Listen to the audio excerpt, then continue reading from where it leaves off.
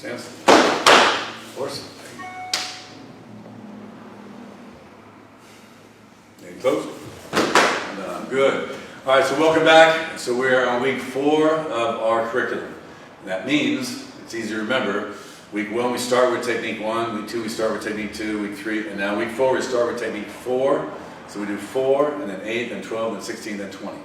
And that takes us through the bottom half of the techniques we have not done yet. So again, this is an outline of how the techniques go.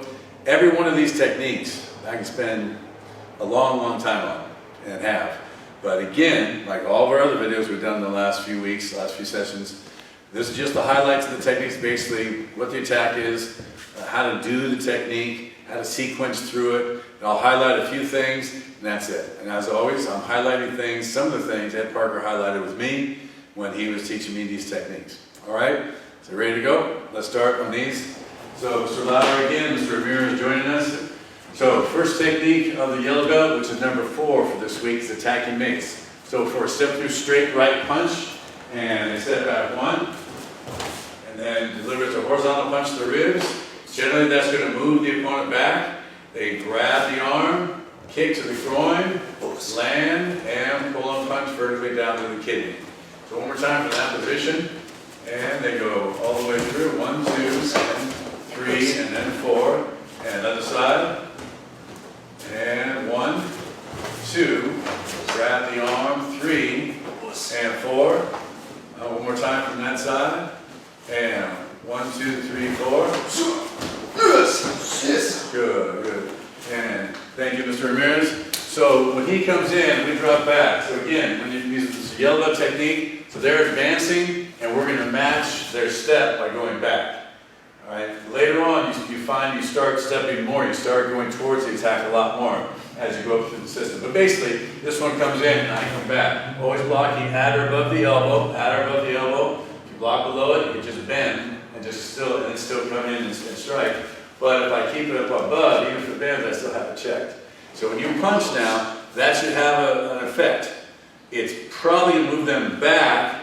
So my mid-range weapon, medium range, move them back. Then you can grab. Then you kick to the groin and then land. You can kick groin or stomach. I see a lot of our students, sometimes they're not quite sure. Technically it's a kick to the groin. It's a roundhouse kick with the ball of your foot, but you also do the top of your foot and just kick to the stomach and then land. Okay? If you're too close to them, this is what happens to a lot of our students, especially our lower rankings, a lot of our kids. When you punch and they don't move back and they're still really close to you, and then you go, well, you don't have a kick. You can do a knee strike. But if in that case, your partner's not moving back, just step off your front foot. Then you got the range, and then you can do it. Okay? All right, let's move on to the next technique. And the grasp of death, side headlock. They come in 1. So you're pinching using the monkey's paw. And now, at the moment where he's kneeling on the calf and pinching the skin, he doesn't step yet. At the moment this person's in pain, take the hand off, the arm off, press at the back of the tricep tendon, then step in, press it down and punch. Good. One more time, same angle. So they step in 1, and then 2, then step 3, and then 4. Good. Opposite direction. And 1, and 2, and strike. Okay? So again, when we're doing that pinch, everyone always asks us, what is the pinch? Like Mr. Parker said, there's a lot of ways you can do it. And then he showed me a bunch of ways and destroyed my arm for a day. So again, you can just do a regular pinch. Some of you guys are like, oh, I'll just pinch. Like, okay, great. Technically though, it's this. It's this. These fingernails going into my hand. So when you grab the skin and pinch, it causes pain. This is just strictly, it's not a nerve striker, it just causes the pain. So when you're pinching hard, the skin here, you're tendon. But the skin up by your armpit is thinner and it's more sensitive. So here hurts, up here hurts a lot more. Same thing in the leg. Pinch him here or here, yeah, not so good. Way up high near the groin, so you're not striking the groin. It's up to the top of the leg on the inside, and the skin is thinner and much more sensitive. Pinch it there. Okay? So as you do that, one of the things that Mr. Ramirez was showing is when we come in, make sure you try to kneel on their calf, if it's there, as you do the pinch. And the minute that they react and get that pain, just slip it off. Don't try to step in yet. Don't step in before you get, but get this here. So right now, he's in pain with the pinch. So while they're in pain, get into another pain spot. So I'm pulling here and pushing here. So it's not at his elbow, it's just above. And there's a tendon there called a tricep tendon. It hurts when you push on it, but it also tends to straighten up that arm. Once you get that going, then step in behind it, and then punch behind the ear. Okay? All right, here we go. And next techniques, move on to the orange. So remember, we're doing 4, 8, 12, 16, and 20. For the yellow belt, it's just 4 and 8. So now we're moving on to the orange belt. And number 4 of the orange belt is crashing wings. So it's a rear bear hug, arms free. Step off and crash the wings down, strike into the high points of the forearm, slide up and shoot behind. Then turn an elbow to the face, and then continue and flip them over your leg. Okay? Let's do the opposite direction. So though their backs are on you, you'll see they step off 1, and then slide up and shoot behind. Now turn an elbow and so Mr. Lauer, Mr. Smith, do it one more time. So watch, he steps off and hits. So that's the high point of Mr. Ramirez's forearm. The high point of the forearm is part of the radial nerve. So he's not hitting him up here. He's not hitting him on the wrist. It's right there with the point of his elbow. And that makes his hand start to open up. Now he slides up and shoots. Now from this position, if Mr. Ramirez just let go and stepped away, then there is no takedown. But that's not what the opponent's going to do. If they grabbed it in the first place, and you stepped real fast, in that moment, they're still trying to hang on. They don't just give up the fight and you start moving. They expected you to start moving. But they didn't expect you to get your leg behind them. So they're still, if their hands aren't completely even grabbed anymore, but they're close, or it's weakened, that's what you want. Because you have a lot of surface here, surface contact. His arms still have a lot of surface contact around Mr. Lauer's body. And that's going to create friction. When Mr. Lauer starts to spin his body, it creates friction on Mr. Ramirez's arms. It starts sticking a little bit. And that's what you want. Because even if he didn't hit him in the face with his elbow, if he simply just turned and knocks him over his legs, that's more like a judo or an aikido move. Right? But we believe in striking. So, better to give than to receive. So, we strike to the face as he started to trip over his leg, he got hit in the face. And then he helps him on the way down. Yeah, so he accelerates his descent to the ground with that second strike. Okay? And one more thing on this one. So when he's behind, let's say I've already done the first strike, boom. When you guys do this next move, remember we talked in the earlier video, I don't want to come around and just do this. We have that in other techniques. This one's not that. It's hard to tell where their feet are going to be. So in your mind, you know to step off, slide up, and at this point, you shoot your leg back as hard as you can. So if you miss and go to maybe the inside of his leg here, see I'm not to the outside like I'm supposed to be, I go to the inside and lock it out, you're going to injure his leg. Hopefully break it. If you go to the outside, great, that's where you're supposed to be. If you go in between and hit right on that shin, you kick as hard as you can back with that move, boom, on his leg, it's even more damaging. So don't step off and then go, where are they? Just drag it up, boom, shoot it back as hard as you can. Wherever it goes, it's going to be advantageous to you. Okay? Hit the reverse bow. Here we go, next technique. Give to destruction, aggressive handshake or wrist grab. And 1, and check on top, and 2, 3. One more time. So, again, you're going to, if you're thinking this by the numbers, you step and pull, and then, so that's your left foot, your right hand, then you knee and strike. One more time, so step and pull, with your, one more time, he steps left, pulls right, and then knee strike right, and strike with your left hand, then check on top, and elbow. Alright? So, 1, 2, 3. Good. And when you guys are doing this, be sure it's not just pulling back. Like Mr. Parker said, do it like you're doing a back elbow strike. That means your palm's coming up. Okay? because you want to have him come back, but also turn your hand so his arm's in a better breaking position. If you try to pull it down this way, his arm, this is more of a lateral strike, and it starts to bend a little bit. See his arm start to bend when I come this way? When you have this way, there's no way you're going to miss the angle of your arm. The angle of your arm is on a 45 right now because my palm is up. So it's also dropping it down. So when I'm coming here, if I just did this, so this is good. Down, if I drop my body weight, I get lower. That's what you're doing. So if I just drop down, is this. If I just drop in with my body and do it, that's good too. But when you drop together and get that yank, at that moment that it extends, you're already in there. You're right here. You're actually hitting the elbow. Right after you hit, this is coming and it hits. So I hit. It's not really simultaneous. You're coming as it starts to pull, and then you hit. But get that thing coming up, elbow back. So you're coming right away. It looks simultaneous, but it's not really simultaneous. It's 1, 2, 3, 4, and then the last. Good. One more time, Mr. Lauer, on here. And go. Good. All right. And let's move on. The grip of death. So, side headlock again. Step in and hammer. In one of the earlier techniques you saw, one of the earlier versions of this technique was in a horse stance. Well, in a horse stance, you wouldn't have the check to the leg. So you just pivot to a horse stance. So there's no check to the knee. Kneeling stance, the check to the knee. So you hit to the groin and to the left kidney, reach up, and then grab. So technically it's a philtrum right above the nose, or grab the eye sockets.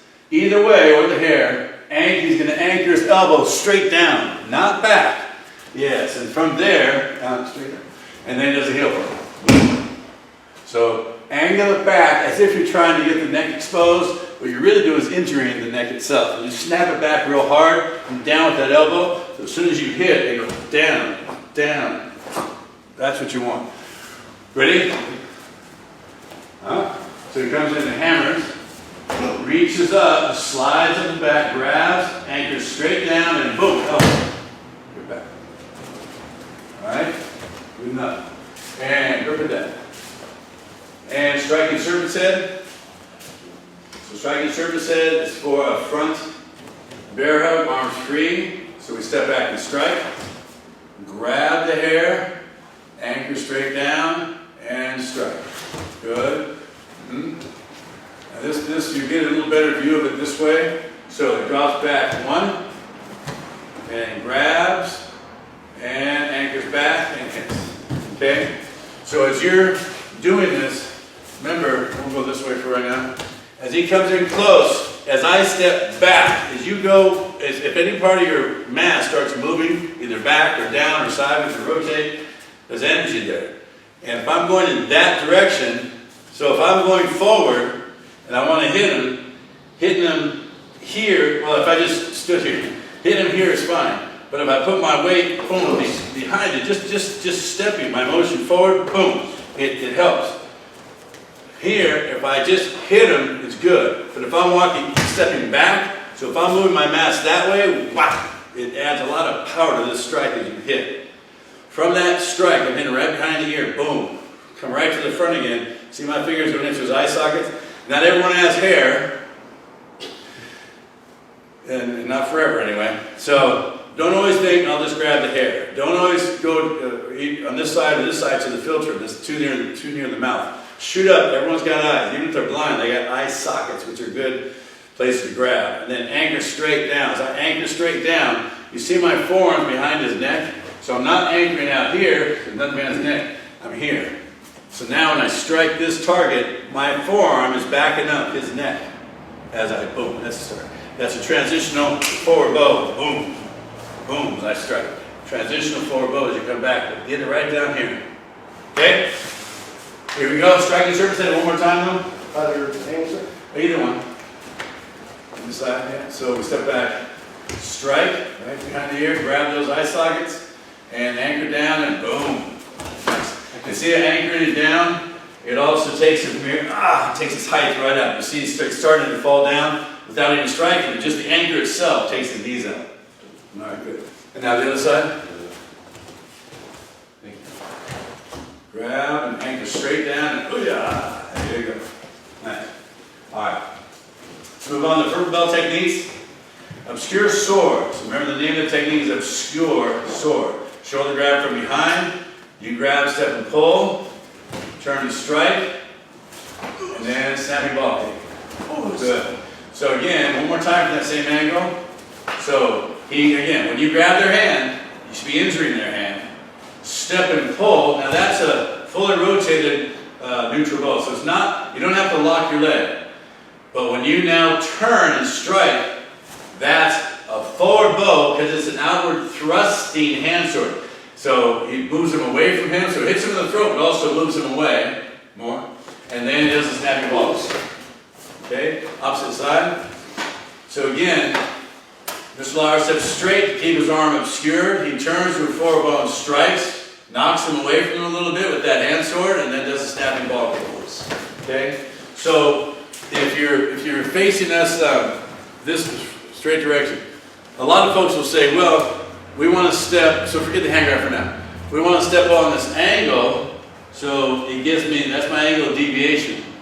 It'll give me a better angle of entry now for my attack. And oftentimes it does. But Mr. Parker prioritized keeping your sword obscure sword. Because if I come on this angle, now I've shown him this quadrant of my body, he sees the hand starting to come up. The minute they see it, all they need to see is just a hint of it, and they can start moving away from the target and getting the hand up. When you're in this position, you step forward. Generally, this is still hidden. And when you throw it again, as we talk, we don't bring it up so he can see it. His field of vision is from his solar plexus to his eyes. So I want to keep it down low. I'm still down here. Now it starts ascending, and now it's going to strike. But remember, it's not a snapping strike. So if you just, instead of hitting here, if you just hit here, that's one. But you want to, when you hit, you want to turn into it, so you're striking away so it hurts him in the throat, but also says, remember, a snapping action does a certain amount of damage.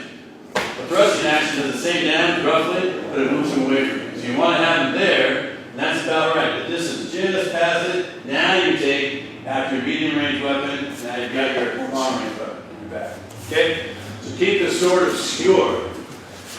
Alright, and let's move on. Spiraling twin. Rear bear hug arms free. So we step off, hit knuckles, and then flapping elbows. He grabs the hand, starts to turn it, steps and breaks, and steps. Pulls it to his side, kicks the ribs, and lifts. One more time. Same angle. So watch the hands and feet. So 1, 2, grab, and step and go. Kick and lift. Good. Opposite direction. Grabs. Step off. 1, 2. And grab and go. Kick and lift. Alright, good. So, Mr. Ramirez. So there's a lot of things in this. When you guys do this, let's do it first right there. Remember, it's 1, 2. So when we step, it's 1 as we land, residual 2. And it's the flapping elbow. So remember, how many striking surfaces of the elbow? 5. Under, here, inside, outside, and then the end. So the inside, that little bone right there, that's what you're flapping with. So whether we're doing flapping elbows up to the head or the body or whatever it is, it's this side, flapping elbow. So on this one, it's a flapping elbow. So first I step, boom, and I hit, middle knuckles. Out of any attack, someone grabs you, first thing you ever teach them, if you teach someone self-defense for the first time, teach them, take a middle knuckle, just hit the hand. You hit the hand, almost anyone's going to open up their hand. It hurts like hell, it surprises them, but we're hitting twice. Once as I settle, and now, boom. A lot of guys go like this, they go, don't do that. You're wasting time, wasting energy. So 1, 2, grab. As I grab, remember your thumbs are next to each other, you're not just grabbing hand. I've got hand and wrist. I'm controlling his wrist and his hand, and I'm grabbing here. Before you step, if his palm is facing in, and I go to break his elbow, his arm is not going to bend properly. If I turn his palm out, I can feel his arm is now straightened. So now, when I go to step, I've got wrist, I've got hand, and and I twisted it so I got a straight arm. When you step, you have to break that elbow right down. So as you break your arm here, as it gets their head down. It's not the next move. It's this first, this move here. Breaking the arm at the elbow. Then I keep spiraling. That's where you get the wrist. That's where you hit that one. And when you go to kick, don't just keep them in a stationary position. Pull it in a little bit. So as I launch, boost. Now it's on my right side. I can check it down to open-end triangle, and I can track right up his arm to his face. Unless he's from another planet, at the end of his arm should be his face. So when we're coming back up, straight up and hit. So pop, boom. When this stays here, open-end triangle. I got a triangle with his arm, my leg. I've got a triangle with his arm, my arm. Pop. Okay? We get that elbow break in there. That's a big deal. Get that elbow break. One more time, gentlemen. So 1, 2, pop. He grabs, turns it, breaks the arm and breaks the wrist, and then kick it. Good. And I know. Alright, here we go. And locked wing. Locked wing, hammer lock. So right hammer lock. So he sets back and strikes. So that first move knocks them back, and it will create separation. Then come around, break the arm, lock up the wing, now step back, shoot it down, hand comes around, and smash. Okay? One more time, same direction though. And just walk through it, and 1 and 2, 3 and 4. And opposite direction. 1 and 2, and then 3, and then 4. Okay? So this technique, when I first started working with Mr. Parker one-on-one, I had not been through this technique yet, but I'd already started working with Frank Trejo, or he working with me.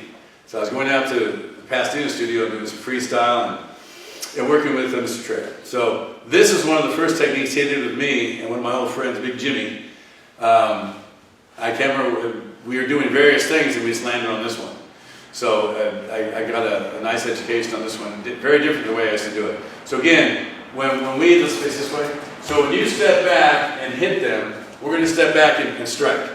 So that does a number of things. One, it should hurt them, but also it physically knocks them back a little bit and it straightens their arm.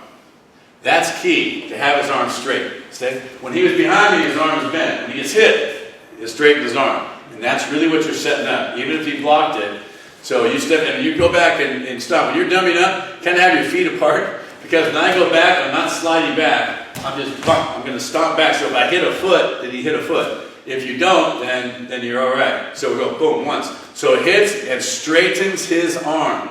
The minute he's in pain and his arm straights, I go. Because I already grabbed him with my other hand. I'm grabbing his wrist with my hand anyway. So I went 1, straighten his arm. 2. So that move, as I punch up, that starts to break his arm. But he's not necessarily flying to the ground yet, it just hurt his arm. Now watch, the name of the technique, locked wing, comes from this move. Not the fact he had my wing behind my back. I locked up his arm now. So you see him feel like, oh, it got tight. So here it's not tight, I'm punching. Here, now I got it tight. Now I'm pinching his arm in my arm. Now I drop back, but I don't drop, I don't bend over, I don't lunge until right my foot lands, boom. Then I put my shoulder down to his shoulder. This is what Trejo did to me. About broke my shoulder. I was not ready for it, did not know what he was going to do, but he locked it up and then stepped back and pop real quick on my shoulder. Beautiful move. So when you come around, pop, lock it up. So like you're making a muscle. Just lock it up and drop back, boom. That puts his head down. Then hand behind, smash. Okay? Locked wing, locked wing. Okay, one more time. All the way through. So boom, feet, and boom, lock it. Hey-ah! So the head's flying down. Much like returning storm, once you get to the back of their arm, you don't just come around, because it doesn't kill his height as much. You come around and down. It's the down that gets him. It pushing down also accelerates the speed at which he's going around the circle when you push down something. You start to go around and down. On that one, same thing. You start to go around with the punch and then down. Okay? All right. Twist the twig. Just lock. So 1, 2, and 3. Okay? Face the opposite direction so that it's probably going on. So 1, 2, and 3. All right, nice, nice. So Mr. Lauer has me in a wrist lock. So again, the action he's trying to do your action this way. Yeah, it's a circular action. He's trying to do this to my wrist. It's a small circle. You make that small circle into a bigger circle and hit it with your elbow. So don't come out here and try to fight it. If they're stronger and they get to jump on you and to get me, my wrist compressed any further than this, I'm starting to bend my knees and go down. Okay, if he's got a good grip, I'm not going to be able to pull out. I'm going to go to my knees. But you're going to come in and check. So as he starts the action, I go with it. But I also make sure I check, boom. So this is a neutral bow as I pull this hand off. When you read this, it'll say, the way we wrote it is left checking his hand. But it's really a check that as I hit, the minute I hit, pull it off. See, I got his bad wrist. So I got his wrist now, so it's neutral. Horse stance, boom, I get a little bit further. And imagine I'll take it even further as I hit to the groin. So now he's all the way down here, and they're going on their back as you hit him. So it starts off, they've got your wrist, boom, step in, just collapse it. But I checked it and pulled it off. And then I hit again, and then I hit again. So it starts off, you got their wrist lock on you, you reverse it, now you got a wrist lock on them. One-handed, it's still there. So, gentlemen, so I need you to do it on him. Yeah, I want to do it on him this time. So he steps in 1, 2, 3. And the strike is to the solar plexus, and then again, solar plexus sternum, and then to the groin. Not technically to the chin. On your path, it might hit their chin, beautiful. But don't aim for the chin. They're taking it down low. Go for the solar plexus first, then just rip it through. Okay? All right, good. And move on to blue belt. Shield and sword. Shield and sword. So Mr. Ramirez is going to do a left step through straight punch. So 1, forward bow, 2, horse stance, 3, elbow, now check up, step off, hit, and hit, good, good. And by the numbers again, and 1, so that's a forward bow, 2, horse stance, 3, good, check up, hammer, and kicks. Good, flow through one time, and go. 1, 2, 3, and 4, so yeah! Good. Mr. Excellent. So when we're here, remember, step off to the side. The main thing is move weapon, move target. So he's coming this way. In fact, let's go this way. So as he comes in, I'm just boom, getting off to the side as quick as I can. But I gotta get my hands up. Boom. So when I strike, I'm gonna forward bow, striking above the elbow best I can as this one comes here. Shield and sword. So striking, and then I put it to a horse stance. Hit right at the back of the neck. It's a beautiful strike. From there, so it's forward bow, horse stance. You probably need to adjust this foot on the next move. So now I'm in a forward bow again. I still want to be out here, so I got a close range weapon and probably not going to make it. Out here I'm fine, mid-range.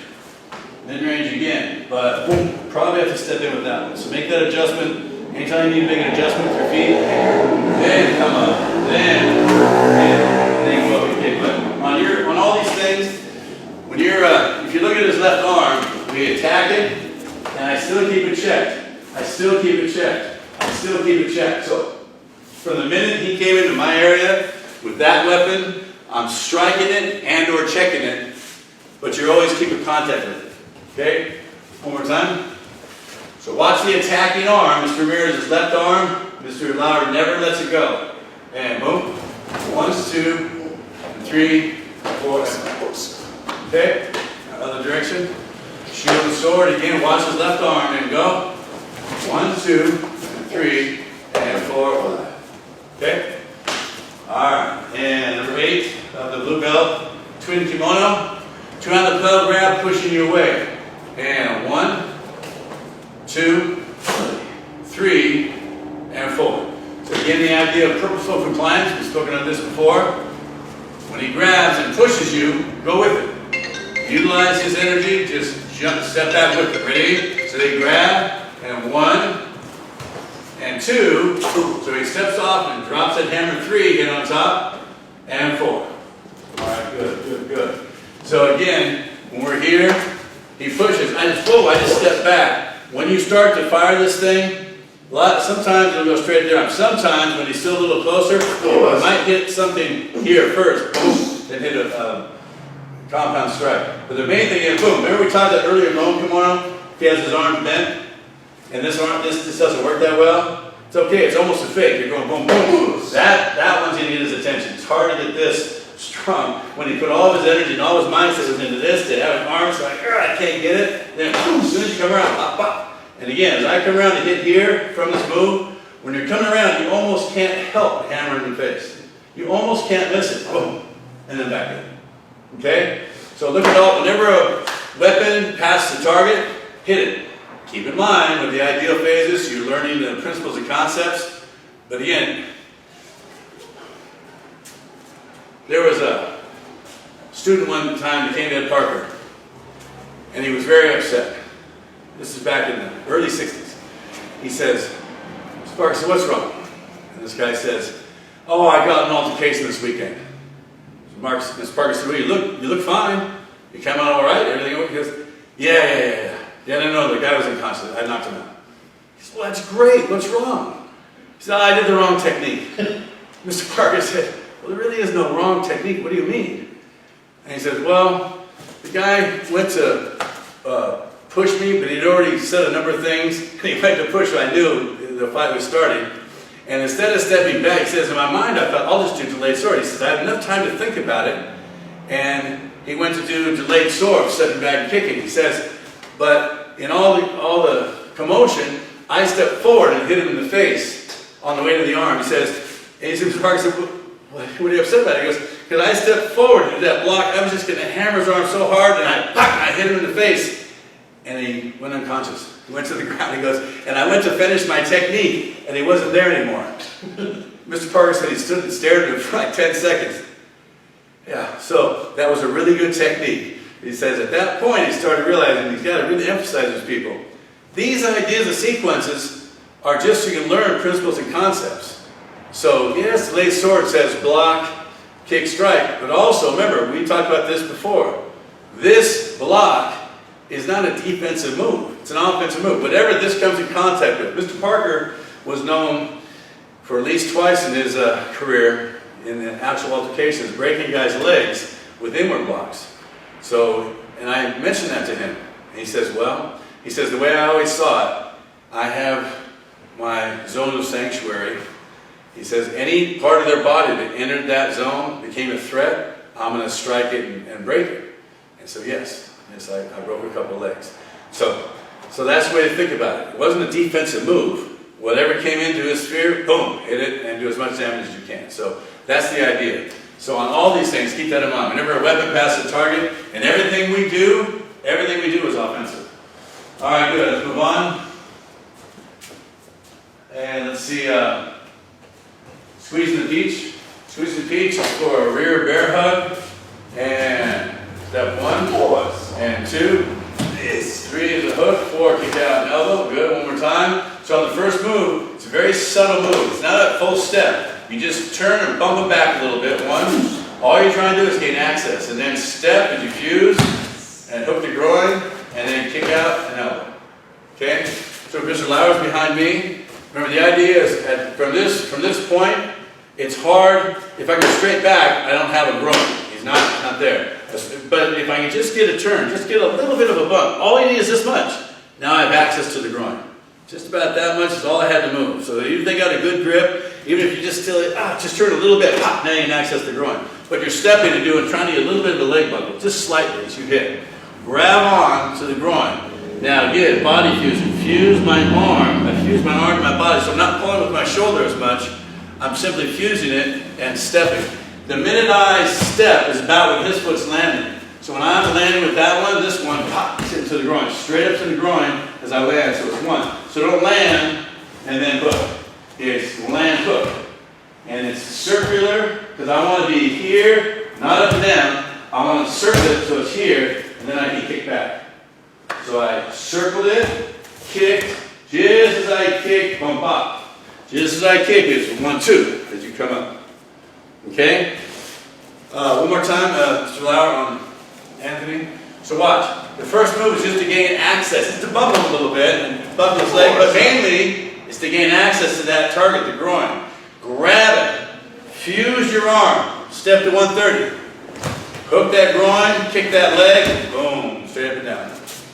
Good. All right, and let's move on. Flight to freedom. So again, as we know, this is a sister technique to locked wing. Locked wing, it's a hammer lock. This is a hammer lock, but they're going to block your elbow strike. So step back 1. Even if they block it though, do it with such force, it makes them step back with that foot. Now you've got their mind occupied with this. Remember, try to occupy the state of this mind with defensive maneuvering and usually pain. At the very least, his mind's now a defensive maneuvering, like, whoa, that was a strong elbow. At that moment, you've already re-grabbed, you step this direction, more towards me. Now you have a better angle of the spear. He has to kick. And he lands, twists, and stays. So he's in a neutral bow. It can be fully rotated, but he's got to have lateral stability in a neutral bow. If you go to a forward bow, and that person struggles, you have no lateral stability. You start losing your balance. Go to a neutral bow, and then rotate your hips and shoulders. Now you have lateral stability. Step through, snappy ball kick to the far knee, land, break the arm. Okay, one more time. So he steps back 1, that makes him step. He steps out, pulls his arm straight, kicks and lands, turn. And now ball kick, land and break. Okay? Now just one more clarification. Anthony, do it again. So he steps back and hits. He steps out and pulls.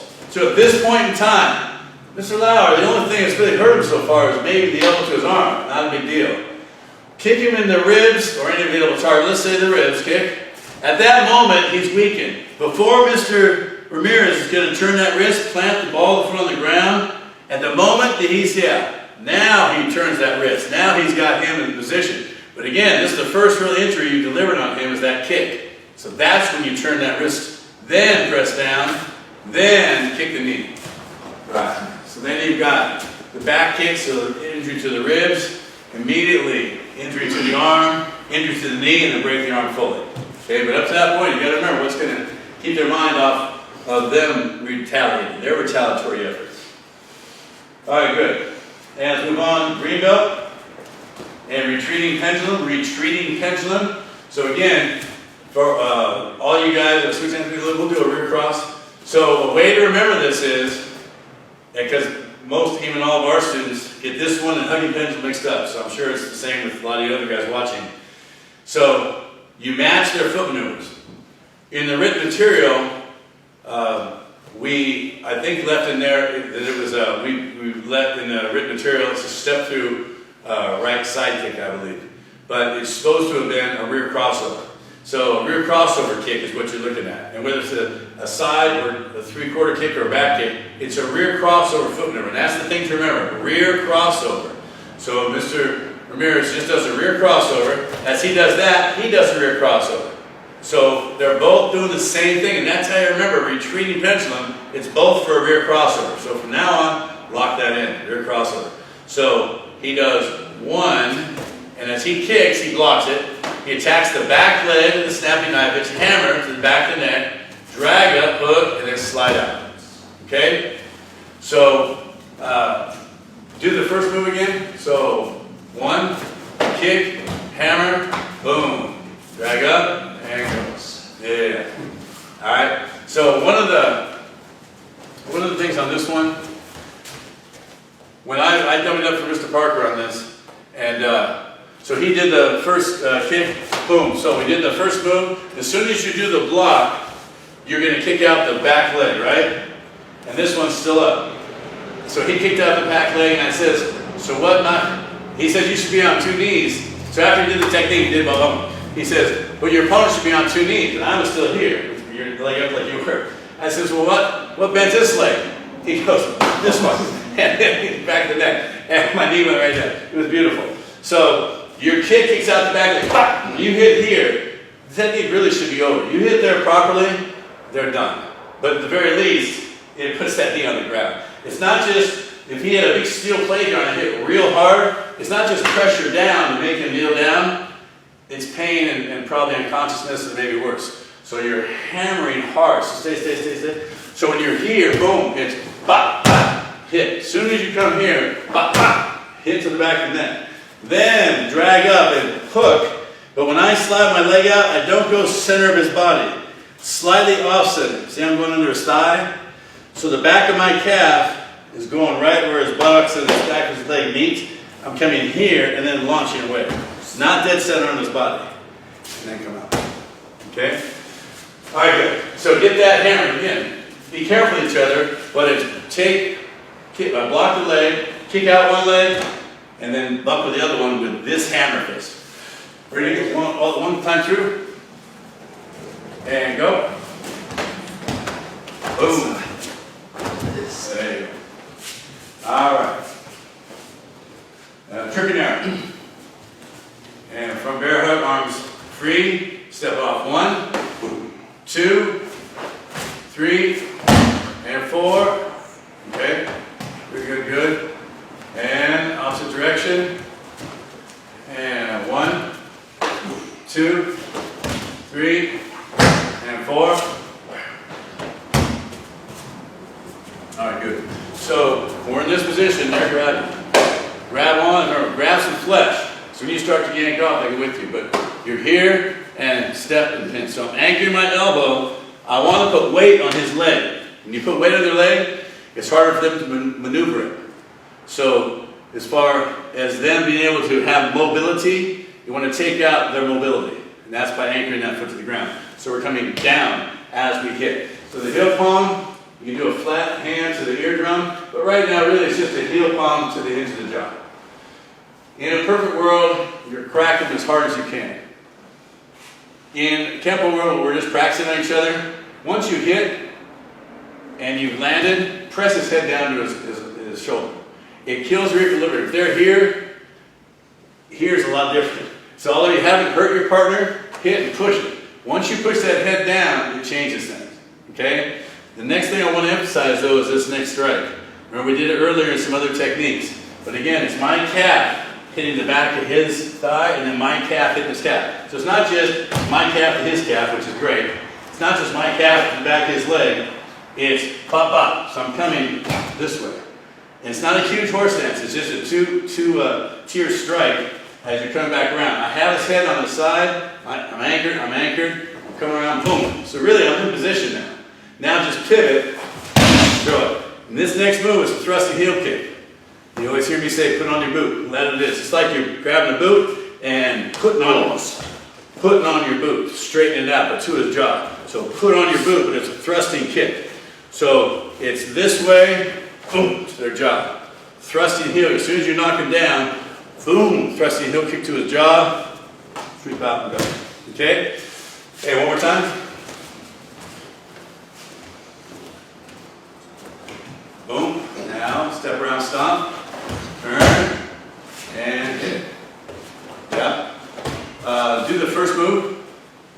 That's it. So remember, by the numbers, guys. So they do 1, and now stomp, and stay there. Remember, don't sweep them out now. Simply pivot to a forward bow. Pivot. Okay, you don't have to sweep. That means you don't have to move your foot anymore. It's there, pivot it, and then put on your boot. And now. Good. All right, let's move on. And conquering shield. So left straight arm grab, left straight arm grab, and go. 1, 2, 3, 4. Good. One more time. Okay. So left arm straight arm grab, and go. Yes.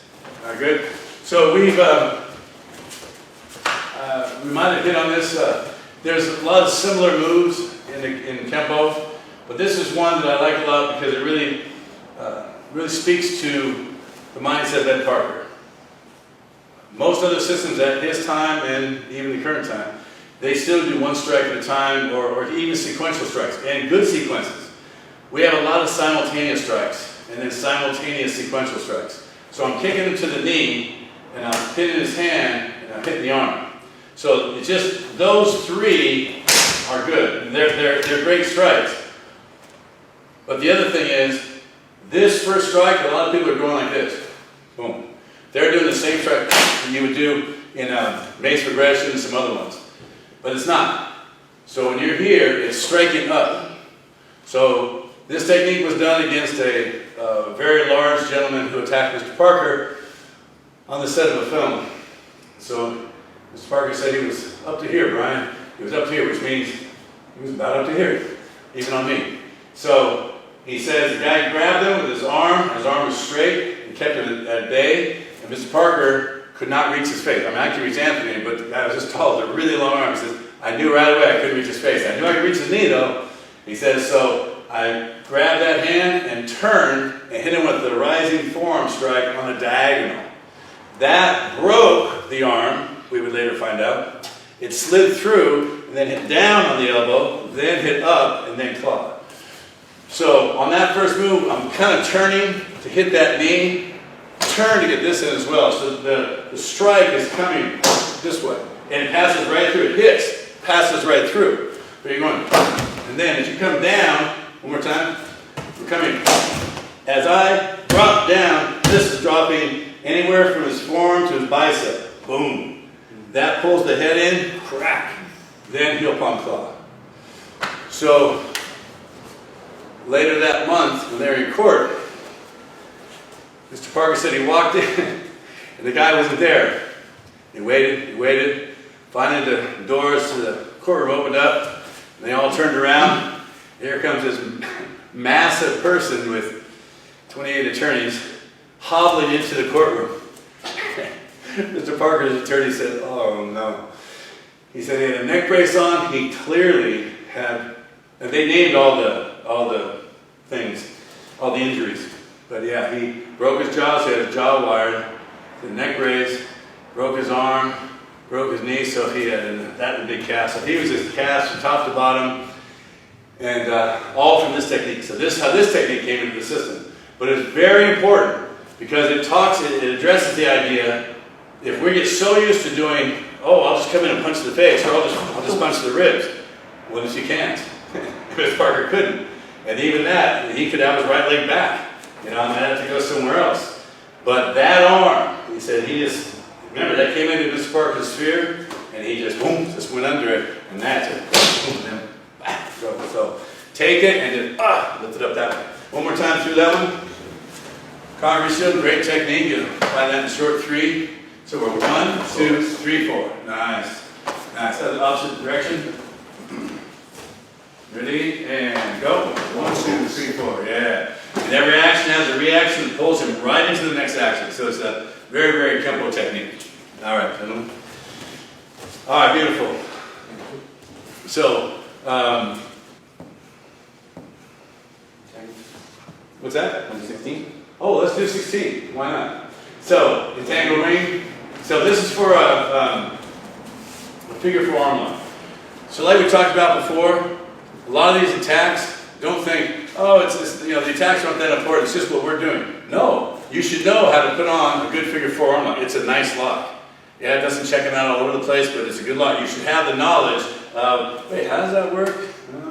Oh, okay. So if you were just to grab it's a drill. So do your drill. Do it. Yeah. Oh, right. And then I do the same thing. Boom. So you kind of get the idea of how to put the lock on. Boom. So get. Oh yeah. Sorry. So on this, you're grabbing. Go this way. We'll do that one. So you grab, go over their arm, under their arm, and under your arm. So over, under your own, and grab. That's what you have. So on this move, if I did nothing to his wrist, and then I did the figure 4 and went this way, remember, it's going against his shoulder, man. It's a shoulder lock. Yeah, I'm locking up his arm, but it's to get his shoulder going, and we take him down to the ground.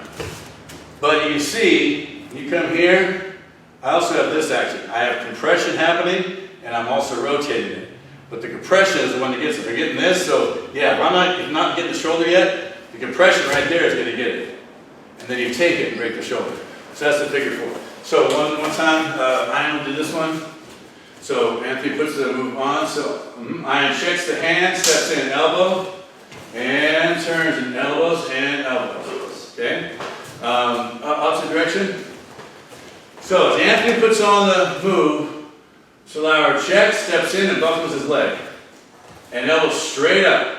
Traps the arm, back elbow, and then outward elbow. Okay? So if we're in this position, it's a very strong lock, and he's taking me down. It's his circle again. His action is to do that to me, which is a small circle. I just made the circle bigger. But we don't step to the center. When I first learned this, I was stepping to the center. Not a horrible thing to do, just works better if you step to the side. Why? When I step off the line, I can also start attacking this leg. When you start attacking your foundation, it affects all this. The other is though, now I'm going on one side of him. Center of his body's here. If I go to the center, that's where he's strongest. I want to go to this quadrant and go after, as if I'm going to hit him in this armpit or the shoulder, this way. And just do an upward elbow strike. Boom. Just take it up. That's all you need is just that this helps. This starts taking it up. Okay?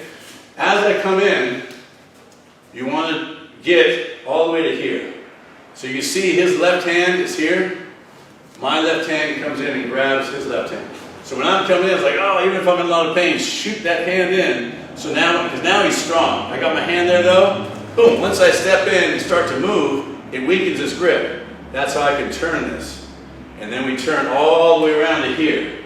So the third reason, you want to step on the angle. So when I turn, I can hit him with the back elbow. If I had stepped to a center line and done all this and turned, I'm missing it. Width-wise, it's not going to work. Even if he's a lot larger, I'm probably going to miss. But if I go to the side this way and now I turn, a back elbow is going to work, which is right next to my body. And then I re-grab, remember I got the elbow strike there, and then outward elbow. So this is not a back elbow because I'm missing it. It's an outward elbow. The first one's not an outward elbow, there's nothing to hit. A back elbow. So it's a back elbow and then an outward elbow. Okay? And that is where you have this here. Not on cross obstruction, not on fallen cross. It's on this one. So we're grabbing, finger forearm lock. He steps in and takes that knee. Boom. And breaks once and twice. Good. Excellent. All right, gentlemen, thank you. So, work on that. So that's technique one. The yellow belt rather through green. And now we've gone through all the techniques at every level up through green in at least the first 4 weeks of the curriculum. So we haven't done the plus categories and some of the other insights, of course, kata sets and whatnot. But you've got the techniques now, and you work on those. Feet together. And horse. And close.